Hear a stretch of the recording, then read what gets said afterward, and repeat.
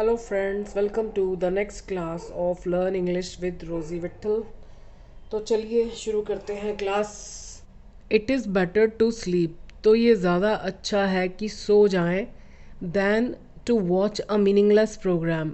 अब दैन के फ़ौरन बाद वर्ब आ रहा है, तो इसका मतलब दो वर्ब्स का कंपैरिजन हो रहा है।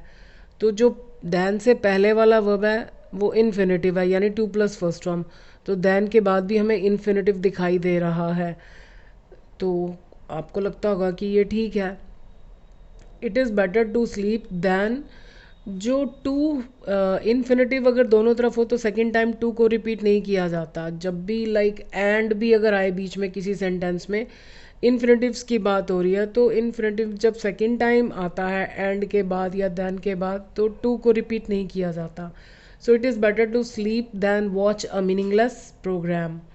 बोथ दी बैंक्स, बैंक होता है किनारा, नदी का किनारा। So both the banks of the river, नदी के दोनों किनारे, तट, वॉज कवर्ड विद बुशेस, झाड़ियों से ढके हुए थे। अब रिवर और वॉज नज़दीक नज़दीक है, तो हो सकता है हमें लगे कि हाँ ठीक है, रिवर के साथ वॉज आ रहा है। एक्चुअली रिवर तो हमारा सब्जेक्ट है ही नहीं। हमारा सब्जेक्ट क्या है? बोथ द बैंक्स, यानी जो दोनों तट हैं, किनारे हैं नदी के, तो दो के लिए वर आना चाहिए। वर कवर्ड विद बुशेस, झाड़ियों से कवर्ड थे। नीदर ऑफ यू, इसको नीदर भी बोलते हैं, नाइदर भी बोलते हैं। So neither of you are coming to the party.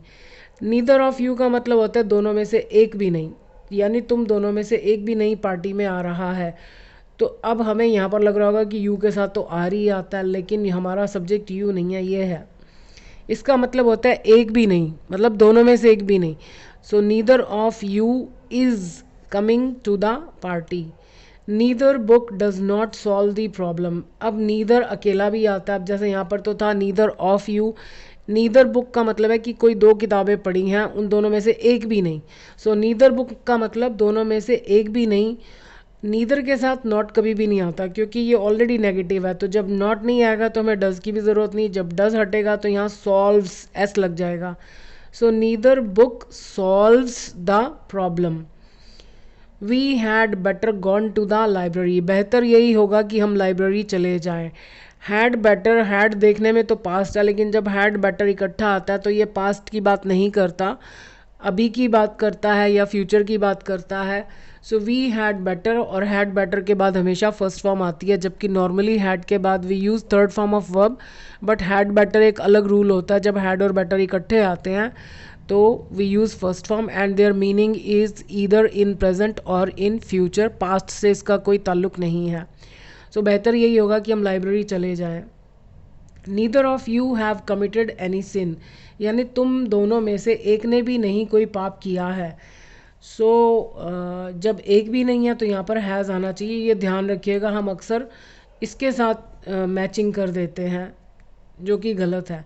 So neither of you has committed any sin, गलत काम करने के लिए कमिट आता है। ये मैंने आपको एक दो वीडियोस पहले बताया था, पहले भी बहुत बार बताया है वैसे तो। कमिट का मतलब होता है करना, गलत काम करना। Commit a mistake, commit a sin, commit a crime.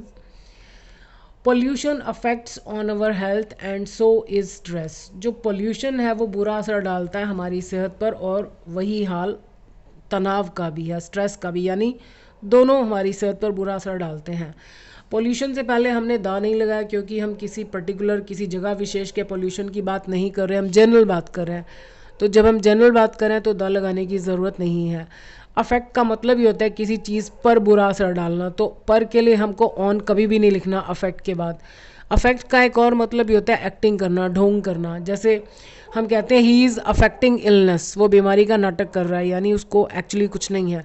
So pollution affects our health and so does stress, क्योंकि ये सिंपल प्रेजेंट टेंस है तो यहाँ पर सेम होना चाहिए, and so does stress.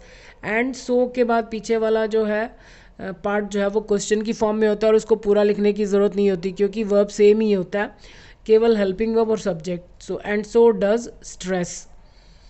Neither they built the building nor inaugurated it, inaugurate होता है उद्घाटन करना, ना तो उन्होंने बिल्डिंग को बनाया और ना ही उद्घाटन किया। नीदर नॉर का बहुत सिंपल सा रूल है, वैसे तो इसके ऊपर शॉर्ट वीडियोस भी हैं, आप देख सकते हो, शायद लॉन्ग वीडियोस भी हैं, मुझे याद नहीं, आई थिंक हैं। तो या तो हमारे पास दो सब्जेक्ट होंगे, या हमारे पास दो वर्ब्स होंगे, या हमारे पास दो ऑब्जेक्ट्स होंगे। तो सब्जेक्ट तो एक ही है कि उन्होंने ना तो बिल्डिंग बनाई ना ही उसका उद्घाटन किया, तो सब्जेक्ट से पहले नीदर आने का कोई सवाल ही नहीं, क्योंकि सब्जेक्ट तो हमारे पास एक ही है। उसके बाद काम दो हैं, एक तो बनाना और एक उद्घाटन करना, तो यानी वर्ब्स के साथ आना चाहिए। सो ये होना चाहिए दे नीदर, यहाँ आना चाहिए neither built the building nor, अब नॉर के बाद ही वर्ब है, नॉर इनॉग्यूरेटेड इट, ना ही उसका उद्घाटन किया। ही can't bye neither a scooter nor a bike, वो नहीं खरीद सकता ना स्कूटर ना बाइक। अब नीदर नॉर का मतलब अपने आप में ही नेगेटिव है, तो उसके साथ नॉट लगाने की तो ज़रूरत ही नहीं है। तो एक तरीका तो यह है कि ही कैन बाय, मतलब हम नॉट को हटा दें, he can buy neither a scooter nor a bike.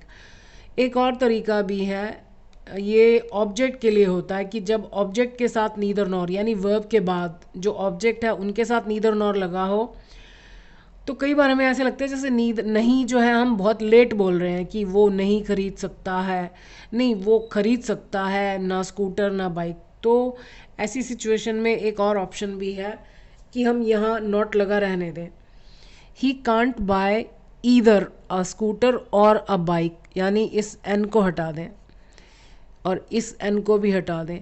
सो इधर और भी लगा सकते हैं, लेकिन ये रूल तभी के लिए है जब आपके पास दो ऑब्जेक्ट्स हों।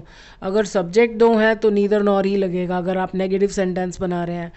अगर वर्ब लगा रहे हैं तब भी नीदर नॉर, लेकिन अगर आप ऑब्जेक्ट लिख रहे हैं तो आपके पास चॉइस है, यहाँ से या तो नॉट को हटा दो, he can buy neither a scooter nor a bike, या फिर आप नॉट को रहने दो तो इसको ईदर कर दो या आइदर और उसको और। So he can't buy either a scooter or a bike. He did not go to school, वह स्कूल नहीं गया और ना ही मैं।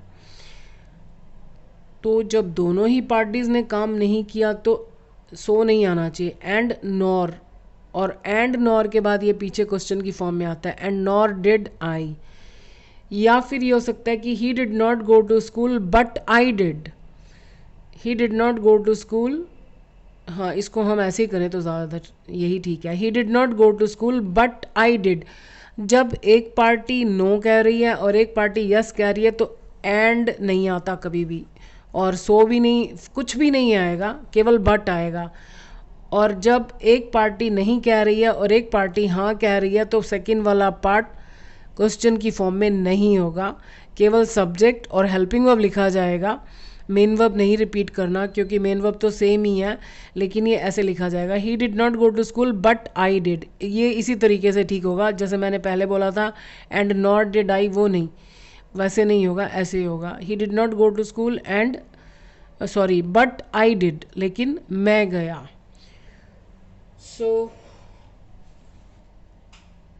आई होप वीडियो अच्छी लगी होगी। So thank you for watching this video.